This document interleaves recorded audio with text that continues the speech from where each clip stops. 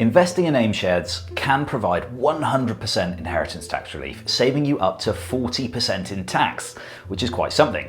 It's also one of the fastest ways available to reduce your inheritance tax position, as they typically attract IHT relief within 2 years.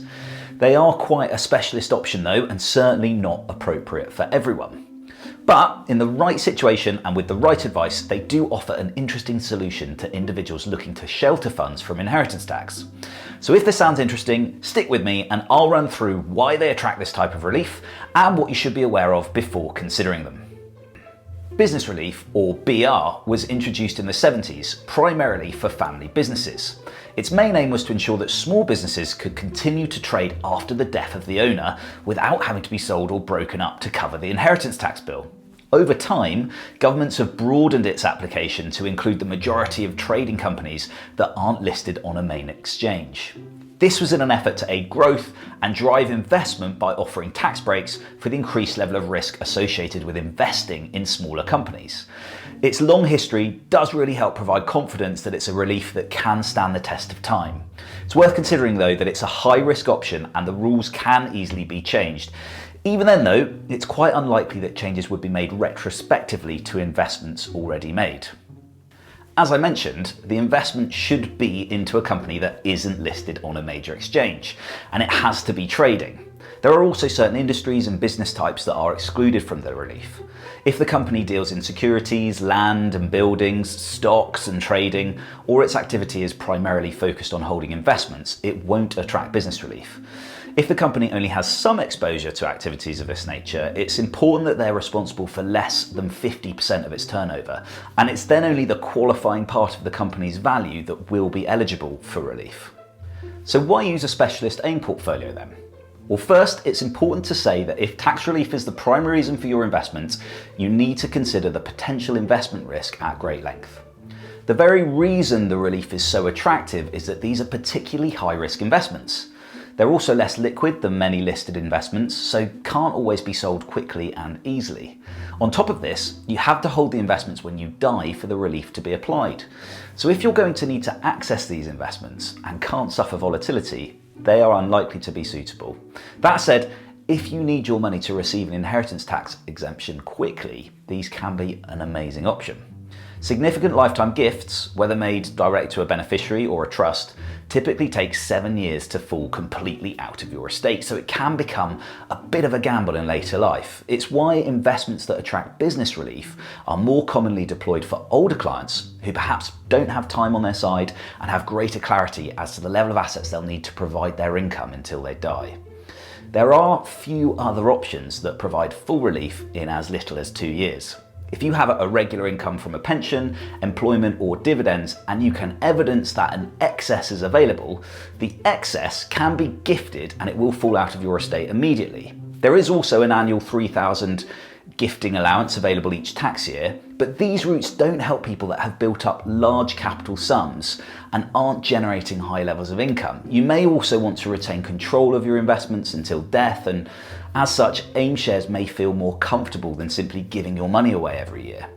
It's worth noting though that although they become exempt from IHT after 2 years, they will still form part of your estate, so will count towards your £2 million asset threshold for the purpose of the residence nil rate band. If it's something you're considering, it's worth taking advice and using a specialist that can provide a diversified investment solution rather than selecting some companies on your own. Retail investors are unlikely to have the expertise to select a wide range of suitable companies in this space, so it's best left to the experts. They'll typically create a portfolio of AIM investments diversified across around 20 or 30 different companies. They'll also ensure that they're diversified across sectors to aid potential performance and reduce exposure to a single area of the economy. Whilst it's still likely to be volatile, this should help to reduce the potential risks of the portfolio. The entire portfolio should also be ISA eligible, so if it's held within your ISA, it will be exempt from income and capital gains tax in addition to attracting the inheritance tax relief. It's also worth flagging that the risk is somewhat reduced if markets have recently fallen in value. If they've already suffered significant loss, this might reduce the chances of them falling further. Whilst this is something to be mindful of, it's fairly impossible to time any investment effectively, so this really shouldn't be a feature of your decision making.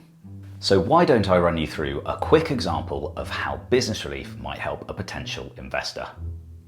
James is 80 and has a house with no mortgage and a range of other assets worth significantly more than £500,000. His income needs are met by a combination of a defined contribution pension, final salary pension, and state pension. He also has a good level of cash available as an emergency buffer. As part of his asset base, he has an ISA worth £300,000 invested in normal stocks and shares that he's very unlikely to need.